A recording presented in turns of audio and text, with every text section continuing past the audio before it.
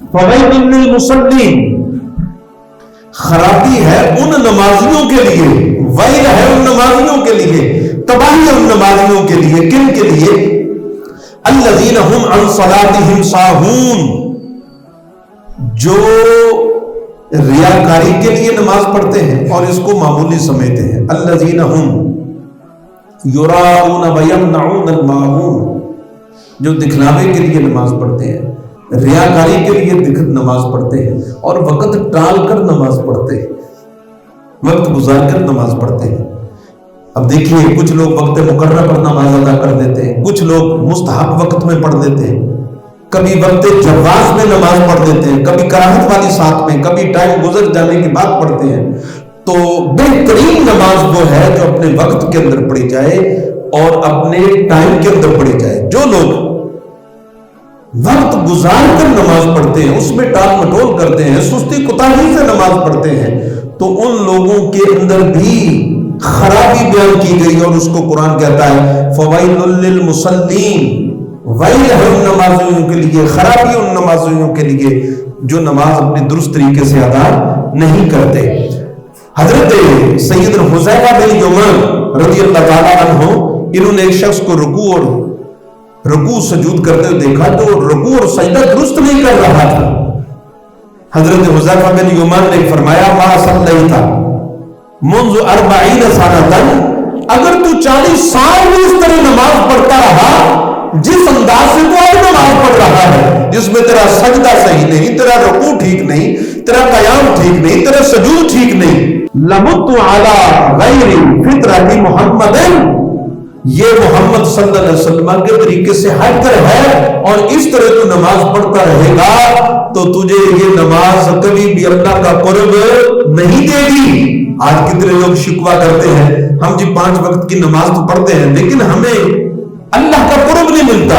لوگ نماز پڑھتے ہیں لیکن برائیاں پھر بھی چھوڑتے، نماز پڑھتے ہیں لیکن ان سے برے اعمال پھر بھی چھوٹتے.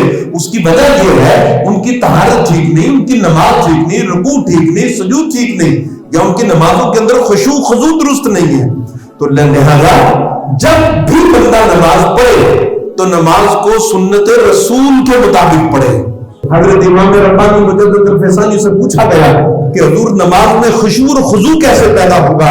آپ نے فرمایا نماز کے اندر سنتوں کی پابندی کرو، مستحبات کی پابندی کرو، تمہیں نماز کے اندر خشوع اور خضوع پیدا ہو جائے گا.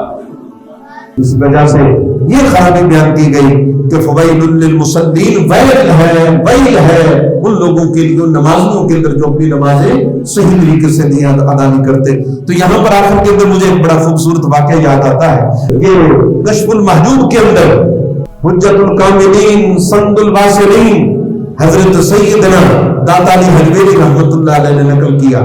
آپ فرماتے ہیں کہ ابو الحسن محمد بن اسماعیل رحمۃ اللہ علیہ جب ان کے وصال ہونے لگا، حضرت ابو الحسن محمد بن اسماعیل یہ حضرت جنید بغدادی کے ہم عصر تھے، ان کے پیر بھائی تھے اور حضرت سری ستی رحمۃ اللہ علیہ کے مرید تھے.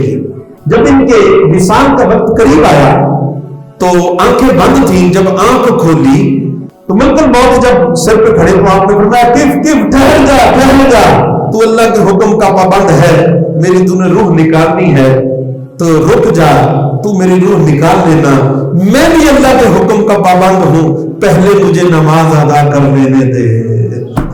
یہ ہمارے اسلاف تھے، یہ ہمارے بزرگ تھے. تو اللہ کی اجازت کے ورنہ فرشتہ بندے کا پابند نہیں، اللہ کی اجازت ہوگی. ملک الموت نے اجازت دے دی، آپ نے بڑے کامل طریقے سے وضو کیا، خشوع خضوع سے نماز پڑھی، آپ کا انتقال ہو گیا. انتقال ہونے کے بعد داتا علی حجویری رحمۃ اللہ علیہ لکھتے رات کو کئی لوگوں کو خواب میں ملے.